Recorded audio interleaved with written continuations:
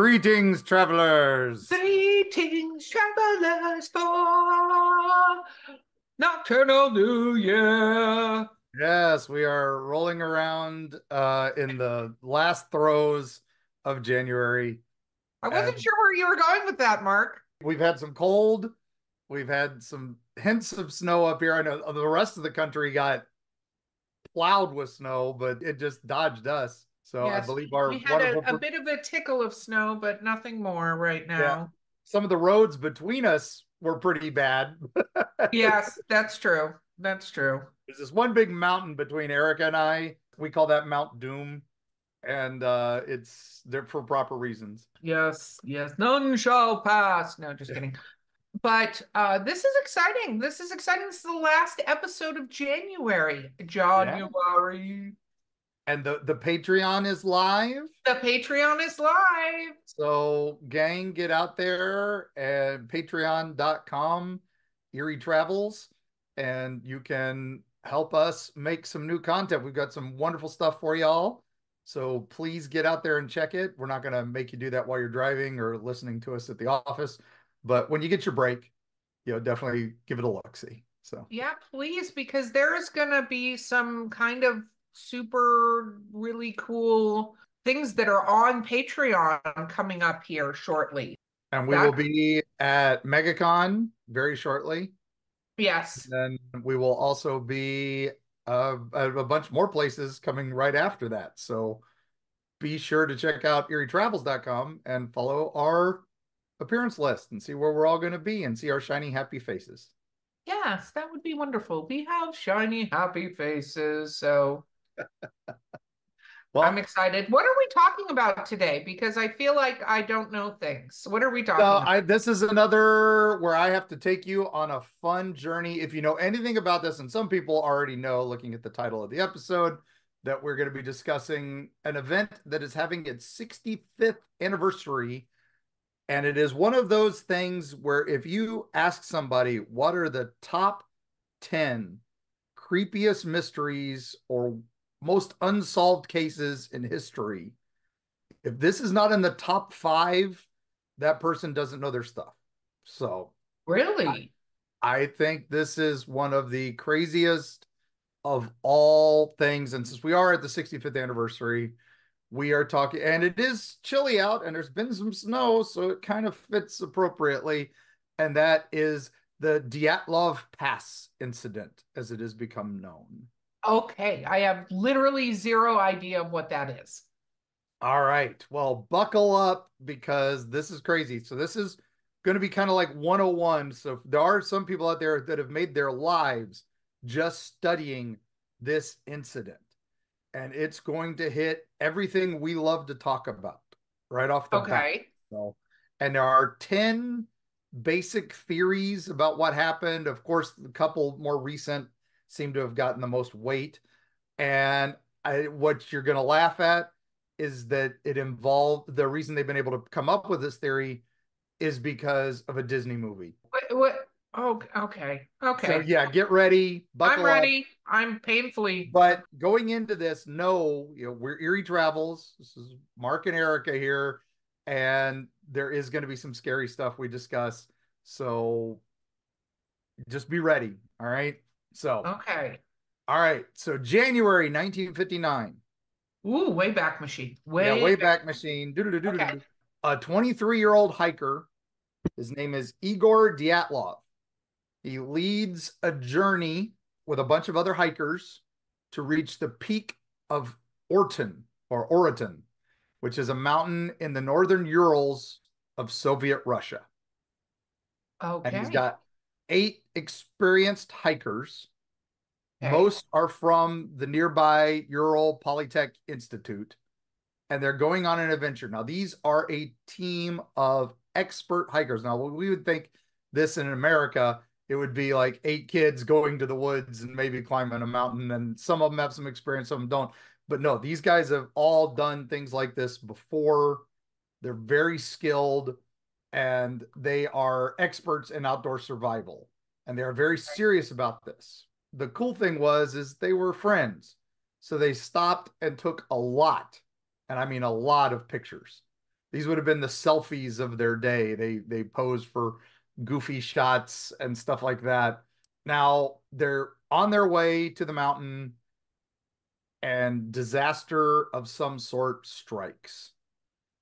And we're going to get into that in a little bit. But just know that of the 9 hikers that went out, one makes it back because he doesn't get there. So, What?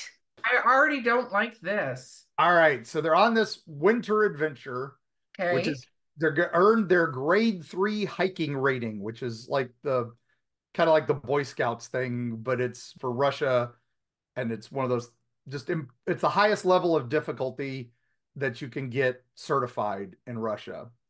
And he was a radio engineering student, Igor.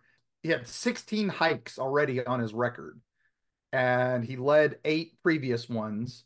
And this was going to take them about 16 days, maybe 18 days. And they routed through a few cities. And then they also stopped at a Vizhai camp, which was just a nice, safe place right before it gets to the madness of this. Okay. Now, they are going to be in deep wilderness along the Lozva River, and the city commission approves the plan because that's what you have to do Oh, there. This is like, going to the Rangers here in the US. If you're going to go camping or go take the Appalachian Trail, you're supposed to register. And then every time you get to certain spots, you have to let them know where you've been.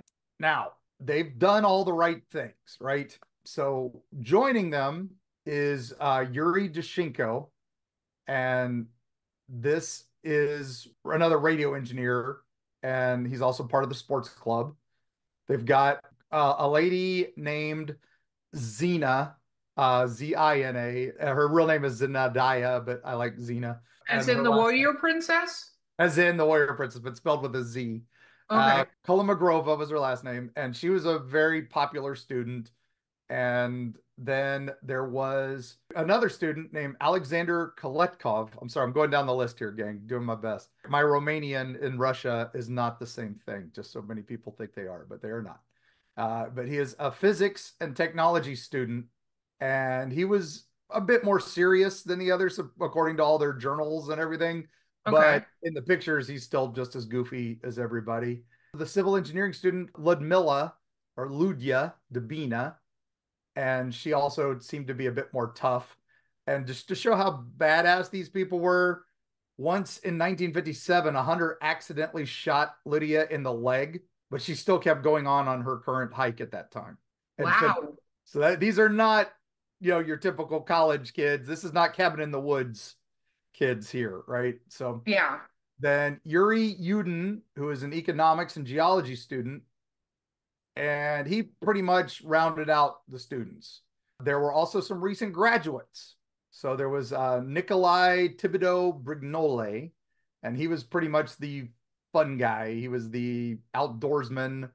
And now the thing is with him, his father had served time in a gulag during the Stalin regime. And Oh, yeah, we're still at the tail end of that. And so he what is kind a of gulag?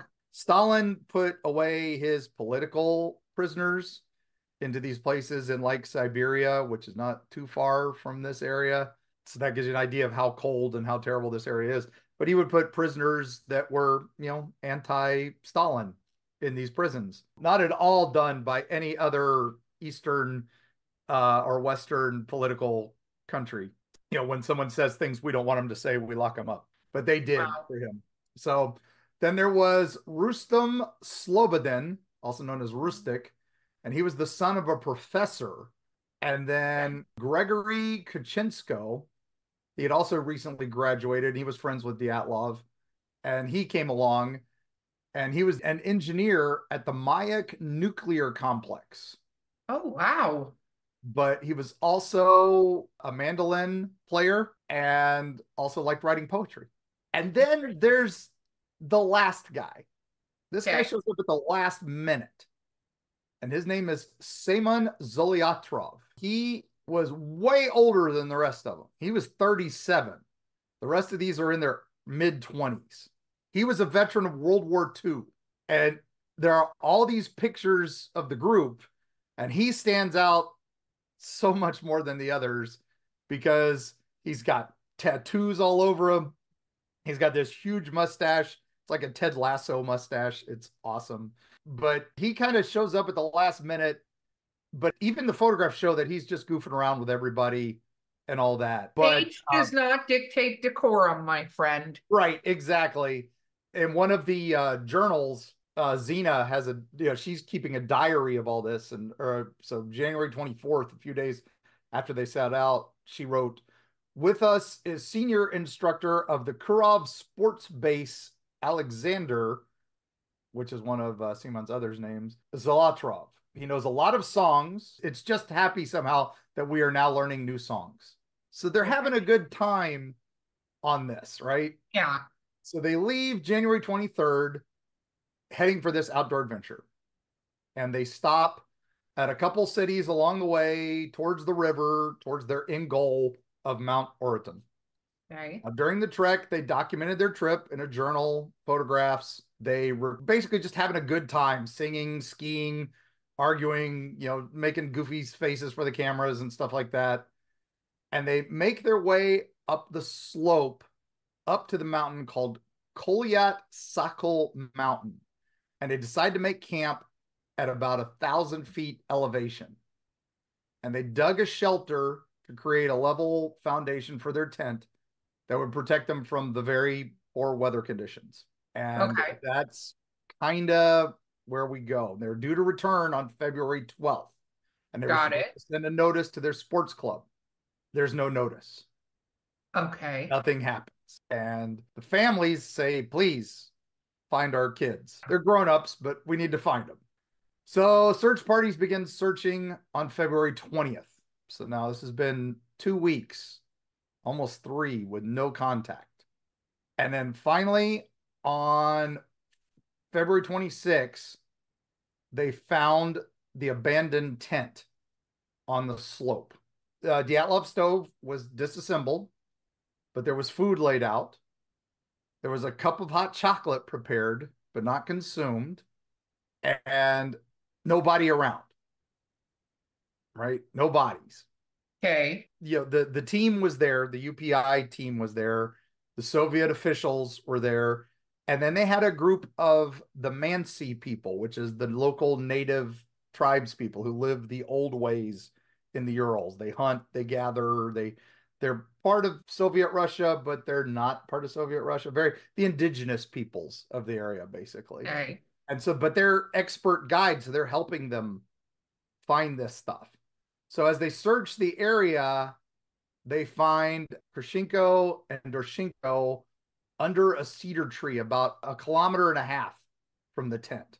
And they Okay. were dead of hypothermia, but there was a small campfire they had made. And then as they go back up the slope, they find Dyatlov, Kolmogrova, and Slobodin at various points up the slope, kind of like they were trying to go back up to the tent. Okay, so they're lower on the slope from the tent. And so Yes, this looks like they were trying to get back back to the to the tent. tent. Like they Got it. took off and are coming back. And then With it's the not ones they until, found that died of hypothermia, were they dressed appropriately? no, they were not. And we're going to get to Okay, this. sorry, I'm jumping. Yeah, I'm jumping. you're Okay. jumping, but that's okay. It's okay. This is, this is 60 years of speculation here, right? We don't Yeah. know exactly what happened. So the mountain, Kolyat Skull, which is basically dead mountain in the language of the Muncy people, Okay. and Oratotin, the big mountain, the name for that is don't go there in the Muncy people. So Oh, I don't like that. that's why they aren't really happy to be helping these people to try to find it, right? Now, the tent had been cut open that looked like it had been cut open from the inside, but most of their belongings, including several pairs of shoes, are just in the camp. They found about 8 or 9 sets of footprints from the team, many of them made with nothing, like socks, or maybe one of them was made with one shoe on the set. And they Okay. go to that nearby edge of the woods, and that's where they found the 2 bodies. The next 3, like I said, on the way back to their photos which are available in the public domain, are terrifying of the bodies. Oh, So wow. all the hikers, they said 100% hypothermia, no indication of severe external damage except from the cold. Now, Okay. one of the things that isn't explained in that is Dershenko, he was, quote, brown dash purple in complexion. And he had gray foam coming from his right cheek and gray liquid coming from his mouth. And the Okay. two hands of the hikers under the cedar tree were scraped away, and the branches above them were torn down as if they had tried to build a shelter or something in the tree. How far from camp were they? About a kilometer and a half, just about a mile. That's not far enough that you'd stop and try to. Okay, this is weird. It's This super is, weird. I'm again, weirded yeah, out. right? I got not going camping ever. Beau, note that down. So, with all that, we're, like I said, we're still just getting started here, right? Okay. So, Slobodin, however, who was one of the guys coming back, had injuries consistent with someone falling and hitting their head over and over again. And Kolomogrova had a baton shaped bruise on her side. And they were Oh. generally underdressed. And some were even wearing other people's clothes. So basically, they fled without preparation into the night, despite being experienced hikers. Now, where are the other four? We don't find them for 2 more months. So it gets even grislier. No, it sounds like it's so this is weird because they're all leaving in this massive panic. Yeah. May of 1959, in a ravine not too far from them, they find Dubina, Zeliatrov, and Thibodeau Bignol, and Okay. they had fatal injuries, including broken ribs, a fractured skull. Dubina and Zolotrov's eyes were missing. Dubina's tongue was missing. Kaliatrov, they found him and died of hypothermia again. So this is where the theories start coming in. Why are they in so much worse shape than the bodies found in February? Maybe it was because they were exposed to some warmer weather now. It's May. The bodies are laying melting ravine water. Maybe that added to the decomposition process. But one of the comments from the report is the significant skull damage and the other two major chest fractures could only have been caused by an immense force comparable to that of a car crash. Oh, wow. Yeah. Then when they start looking at the lady who's missing her eyes and her tongue, she's also missing part of her lips, and a piece of skull bone is missing. So Okay, so they, I gotta ask, what did they think? So the first bodies they found, because the other ones they found, what, 2 months after the first ones? yeah, of yeah, May. Almost 3 months. Yeah. What did they think happened to the first two? Well, they think the first two died of hypothermia, and they were trying to build a fire and maybe even a shelter with those sticks. Now, this second group suggested they died much later because they were using the clothes from the two that died at the tree. So one of them's foot was wrapped in one of the other guy's pants. Another one was found in her fur coat and hat. So he'd pretty much taken it from her after she died, supposedly.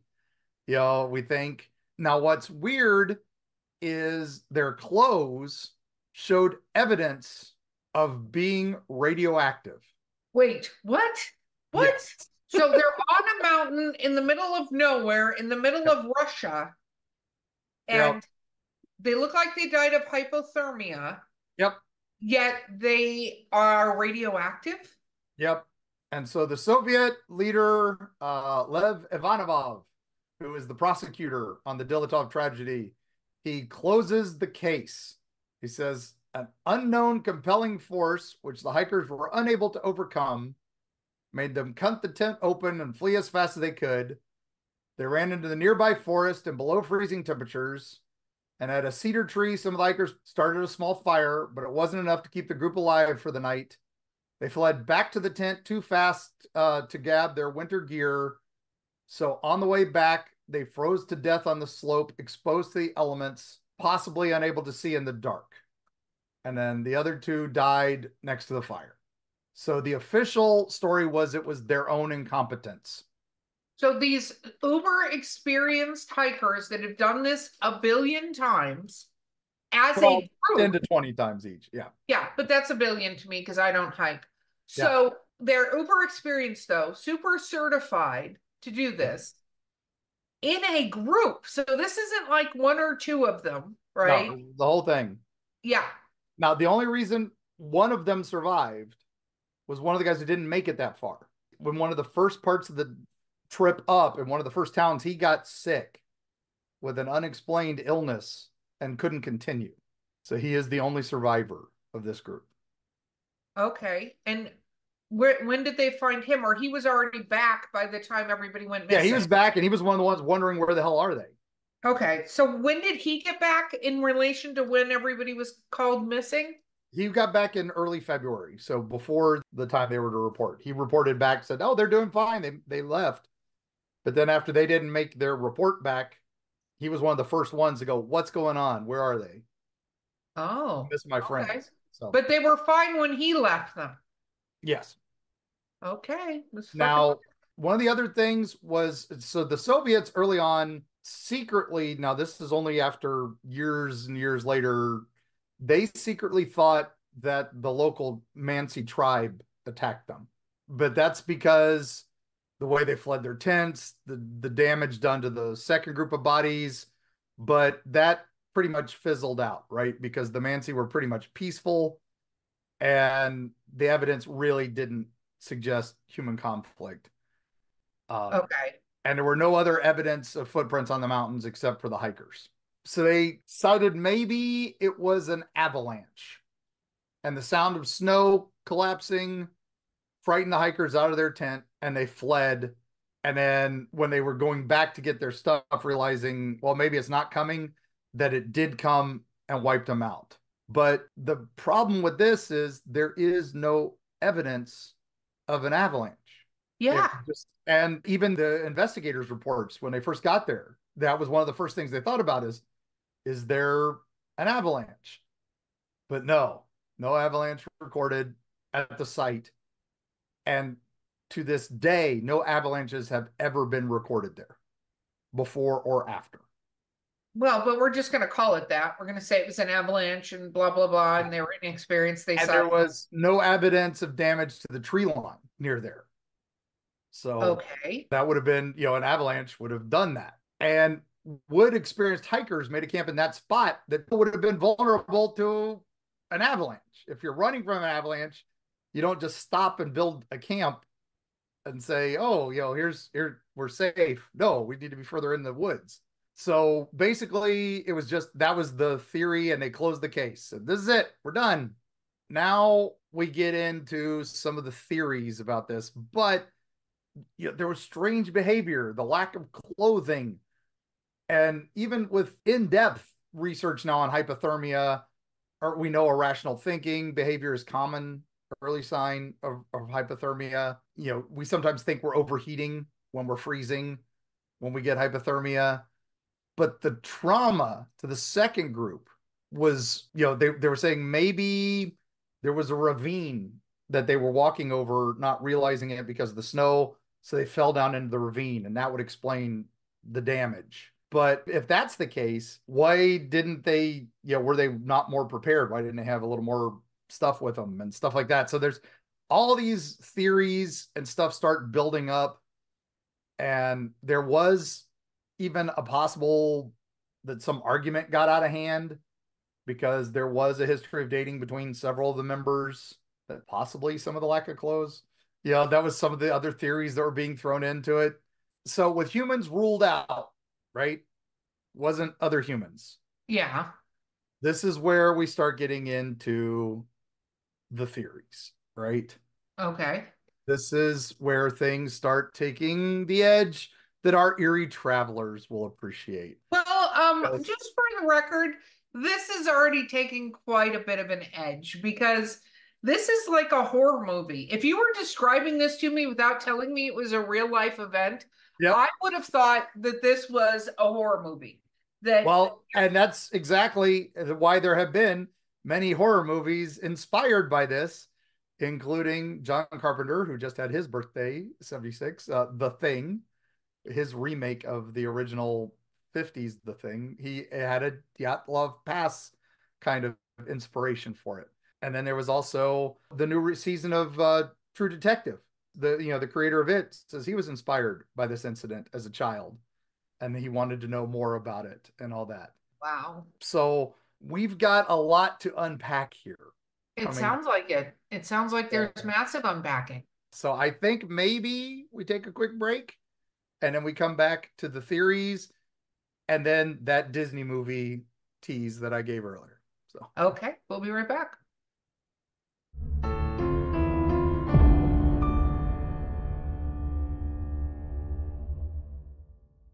the sweltering heat of the Florida sun breaks as a chill runs down your spine. A dark shadow looms from a nearby tourist trap. You didn't expect to find this kind of shade in Florida. If only there was some sort of travel guide to steer you through the spookier locales. Well, you're in luck, reader. Join author Mark Muncy and Carrie Schultz as they lead you through the darkest locations in the Sunshine State in creepy Florida. Available from History Press and at fine bookstores everywhere. Prepare to be devoured. The Wolves of Wharton is a 6-part complete book series by Eerie Travel's producer, Beau Lake. It has been called dark and visceral, steamy, dramatic, and a fresh take on the werewolf mythos. If you like action, adventure, a large serving of body horror, and some steamy relations, the Wolves of Wharton series is for you. Pick it up wherever books are sold or at linktree.com/Beau__Lake.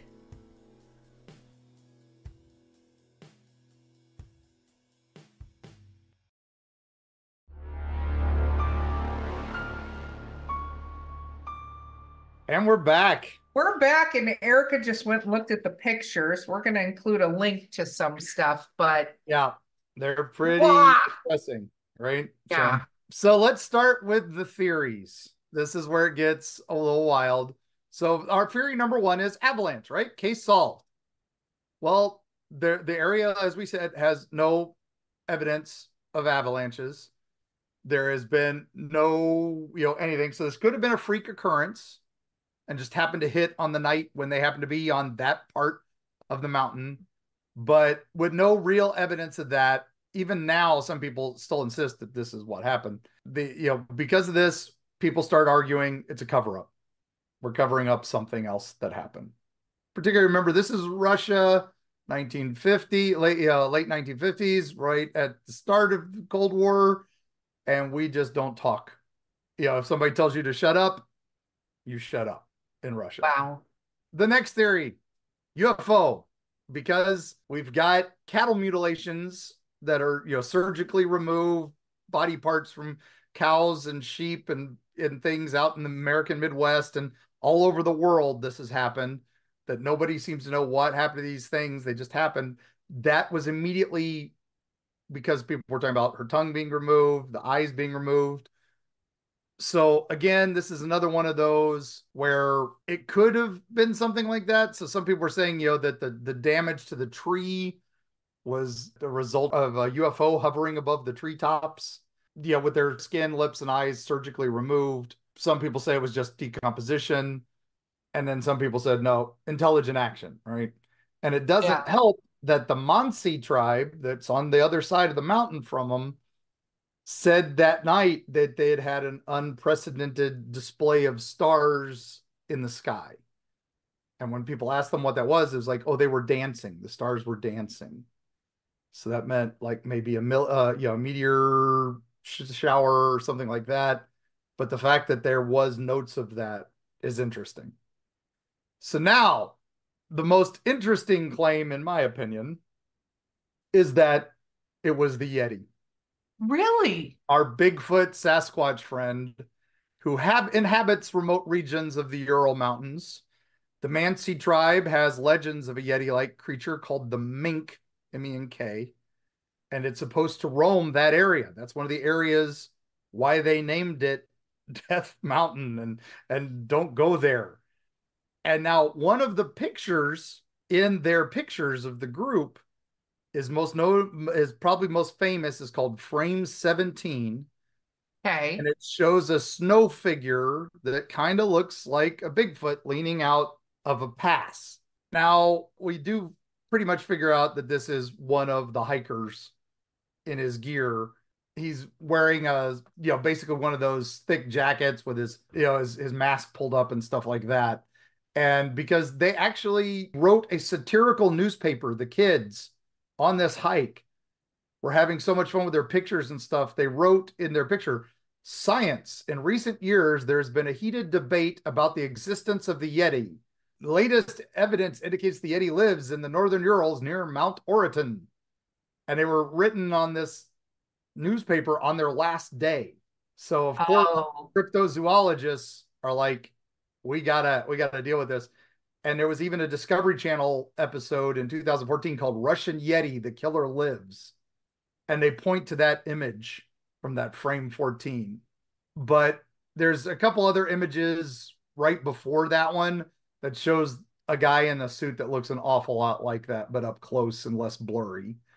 So, well, there's no real evidence for the Yeti. It doesn't really stand up to scrutiny. There were no non-human footprints in the area of the tent. And I think there would have been some stuff leaving evidence. And that's why the aliens theory is also there, because there's no other evidence describing them. I think this was just them having fun and not realizing that they were about to become a mystery that would lead to that. So I'm going to rule that one out for Eerie Travelers. Okay. I think that one's a no-go. I do think the mink might be there. The people talk about it and all that. I don't think he'd attack a group of 8 hikers, right? Yeah, no, that doesn't make sense. All right. So now the next theory. Remember we mentioned the gulags from Stalin? Yeah. One not far from there that was closed down just before this. But there was one that was still active near there as well. Okay. So some think it was escaped prisoners that had gone feral, had gone wild, and also would have been incarcerated probably since World War II. And they would stumble on this group of people and attack them. But again, that would explain some of the injuries, but not, and it would explain why they ran. And it would also explain why the Soviet authorities would kind of want to hush this up. But again, I'm not 100% buying that. There was another theory that it might even just be the Gulag authorities that were hunting for escaped prisoners. But they're more shoot first, ask questions later type. So I think there would have been gun injuries or something if that was the case, right? Well, and it seems to me like it would be a conversation in a way. I get that they could think something, but this isn't 2 people. This isn't 3 people that are a part of this. We're talking, way more people than, is there. Yeah. What was it? 1, 2, 3. 8. Yeah. Like that's a lot of people to go, let's start physically attacking, because that's the other thing to consider here, right? Yeah. Is this isn't like a band of Girl Scouts or something that is being attacked. This is a group of grown adults, most of them male. Yeah, and one of them a veteran. And experience. Yeah. So to have something terrify them enough to put their survival at risk to run, right? This is something very, very different. The next theory is one of my favorites. KGB agents embedded in the troop. So this is almost something out of a spy novel, right? At this time, because they're saying Zolotrov, Kletrov, and Krashenko, they think they were KGB agents, and the others didn't know that they were on a secret mission. They were to root out an American CIA cell somewhere in these mountains. And they were going to be delivering radioactive materials to the CIA agents, pretending to be in cooperation with the USA. But they were to photograph the agents so the KGB would be able to identify them and double cross the CIA. The meeting went wrong. The CIA agents figured out the betrayal, killed the group in the melee. This is something out of, a Chuck Norris movie. And that's why the injuries are what they are. And that's why radiation is on the clothes. Okay. Why did the Russians even come with a Geiger counter in the first place on a search and rescue mission? Okay. So, I would like to slightly unpack that theory. right. I would like to begin with explain to me the strategic advantage of having a base in that particular ridiculously snowy, wintry mountain range in Russia. Absolutely fucking zero. So let's. Well, who's going to go there? Who's going to bother you? Exactly. Like, I get it if we're in the middle of Moscow or even on an outskirts of Moscow, we could go, well, it's close, but okay, dumb as shit. Second of all, why would they expose themselves by killing 8 hikers? Like, this is not, or 9, 10, whatever. Like, why would you do that? That just doesn't even make sense. And this one is going back to the guy with the tattoos, right? He's got a word tattooed on his arm that no one's been able to translate in some of the pictures. People have researched the word, can't figure it out. It's one of those Voinovich manuscript type things that we're just never going to know. It could have just been a code thing he did while he's in World War II. It could be some gang sign or something, but very weird. Now, the radiation is because the 2 guys we mentioned were radiation engineers that worked at a plant that exploded in the area. Now, not, a core meltdown, but had some explosions. So there was radioactive emissions. And Kurchenko, he quit because he had a, quote, complete unwillingness to work in the system. So imagine quitting your government appointed job in Soviet Russia in the 50s. That's, not what you do. So his clothes did test for radiation, and Xena, she also lived in that contaminated zone. So that's probably why they got it. They also worked clean up and stuff like that. And these were things people just didn't think, right? Yeah. At that point to clean up, So could have been the thing. Now, another theory was rocket testing. Secret weapons testing from the Soviets. So on March 2nd, a radiogram was sent out to the search headquarters saying the main mystery of the tragedy remains the exit of the entire group out of the tent. The reason could be any extraordinary natural phenomenon, such as the flight of meteorological rockets observed on the 1st of February in Ividel and by the group.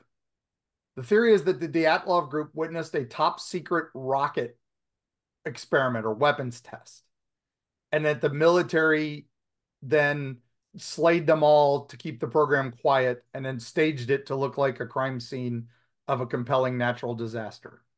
And they even edited the hikers' journals, supposedly, and that the rescue effort was just a show. So that's the military possible involvement. So they're saying that it is I just want to clarify this because it sounds dumb. Yeah. So they're saying it is a missile weapon that caused them to scatter from their tent. Because they went, oh, look at that. And then that's when the military had to kill them because they took pictures of a thing they couldn't let out. Okay. All right. So now we're getting there to the last couple theories. What the next theory is the local tribes, the Muncy tribe. We discussed that earlier. They feel like they were, maybe they, mistakenly went to a holy place or someplace. And again, I think that's just us, as colonizers trying to blame it on the indigenous, right? There is no evidence that the tribe did anything. And in fact, they tried to help them. And they call it the Mountain of the Dead for a reason, people. So they don't go there. So, and then, now my favorite theory is gravity fluctuation. The theory argues that there is a sudden drop in gravity in the corridor where the hikers were camped. This is very little reported. and still unproven phenomena, but it does kind of explain the location of the bodies. They basically rushed outside the camp and they were basically placed into a non-gravitational situation where they died instantly as if in a vacuum. And then the others were dragged from a tent. That would explain the tears from the inside as they were literally ripped from their tent because of that dramatic drop in gravitational pull. Now, it's some people say that this happens a lot and people just don't realize it, and it rarely ends in drama like this. But and some even say that if they'd kept their tent shut, they would have been fine. Oh, because So, they had their tent open yeah, to the snow. yeah. Yeah, right. Right. So So the microgravity thing, I don't know, but I've had enough people tell me that it's like that they've had experiences like this. And as you know, as travelers, we know not to let anything like that go completely unspoken because we've had a couple emails. I've had a couple emails over the years, not since we've started the show, but people who have experienced something similar to that Okay.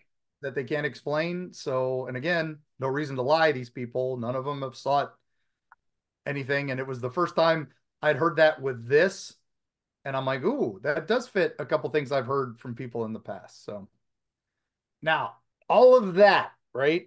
We've got all these Uh-huh. theories. So we've got Yeti, we've got UFOs, we've got military secrets. We've also got some people said it was infrasound, that there was the mountains generate an infrasound naturally with the winds coming down off the mountain and stuff like that. And that could have driven them crazy. Now, infrasound is something we can't hear, but it does affect us. Okay. It's just one of those oddball things. So again, preternatural stuff we don't fully understand yet.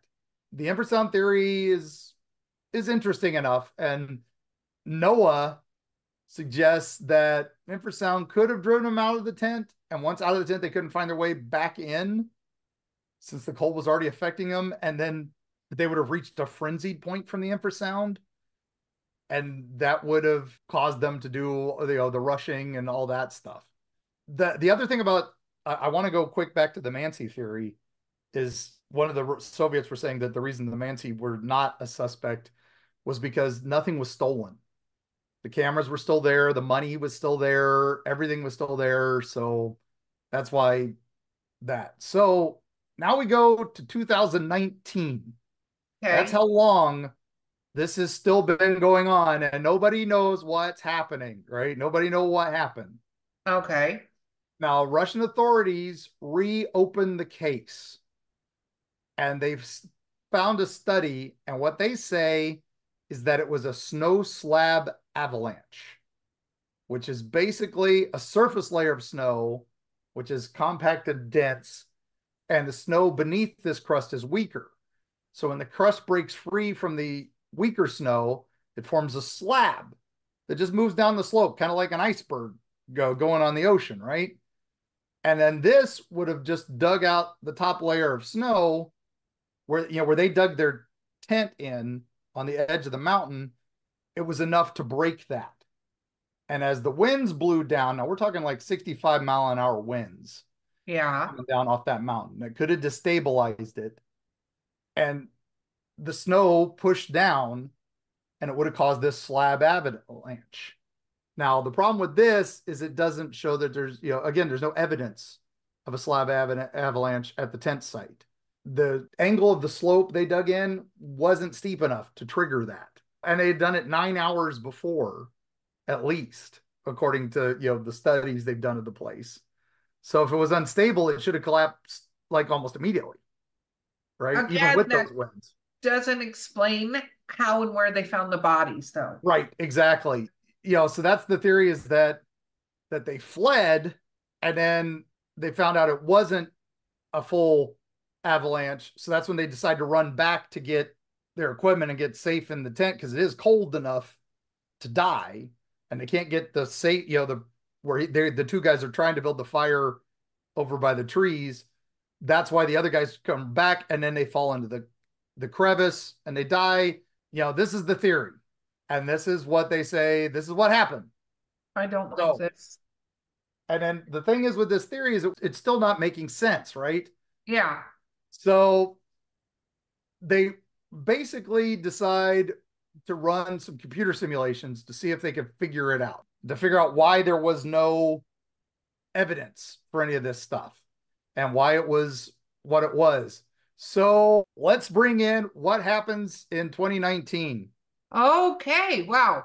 Are you ready? Tale as old as time. Yeah, I am. The wrong one. I know. Anna and Elsa show up in Disney's Frozen.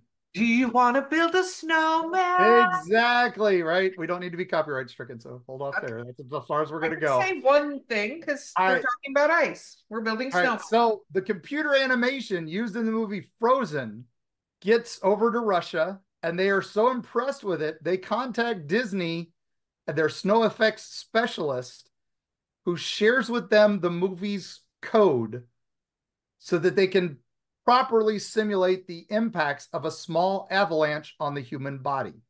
Oh. And then on Ooh. top of that, they dig into an old General Motors seatbelt crash test from the 70s that they actually, instead of using crash test dummies, used cadavers. Oh. And these test results revealed different scenarios about snow impact on the hikers as if they were in the tent, right? Yeah. And basically, the cadaver test results resembled the tent setup. So the hikers are laying, their skis are under the tent to create a rigid platform to sleep on. And so they would run scenarios about how the tent and hikers would have held up under even like the smallest avalanche, but it would have hit them hard on the chest and head. So these severe injuries, kind of like broken ribs, skull fracture and stuff, sometimes they don't kill immediately, right? As you true That's crime true. aficionados know. And sometimes you might even not know how bad it is. And then if these things come falling on the tent and hit you, then suddenly you panic and get the heck out of the tent. So they start cutting it open, and that's when they rush out because they're thinking a bigger avalanche is coming. And that's when they rush out. And some of those slabs in that Frozen simulation would have been huge and dense and would have been very hard. It would have been being hit by a cinder block. Yeah. So the others panic and they run, and the other guys run, and then they get out and they realize the big avalanche ain't coming. So let's get back to the tent again. So they rush back, but that's when they get lost in the ravine. It goes back to the main theory. So, but that testing basically gave them the explanation for the compelling natural force that the original report was looking for. That's how Okay. far around this goes.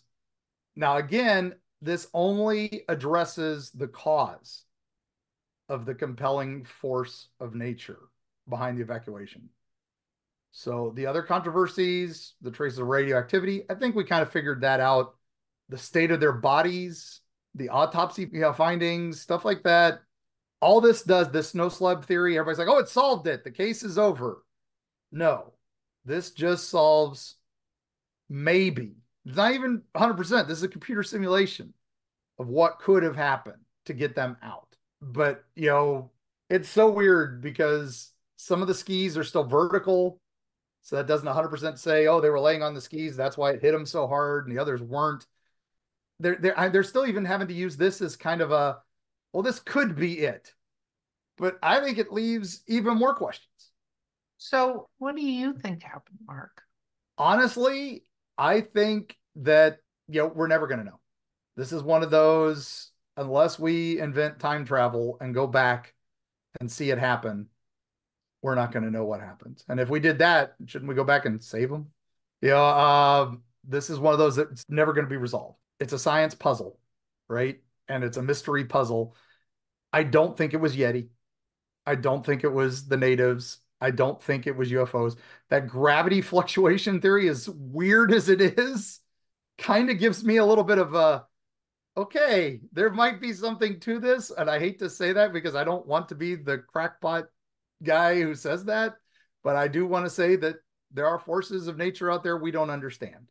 Well, and there's some things that we don't know because there's a couple things that I didn't hear mentioned as theories, and I'm not trying to add more theories to the pile, Yeah. but food was very different back then, and Right. spoilage was very different back then. And some molds and funguses and stuff can create, and we don't know if they were partaking in any, you know, things out there, but there are different things that could cause, hallucinations, panic, that sort of thing. Because the thing that gets me is that even if they were preparing for an avalanche, it just strikes me. The thing that stands out for me is the clothes situation, the Right. running away without being properly covered.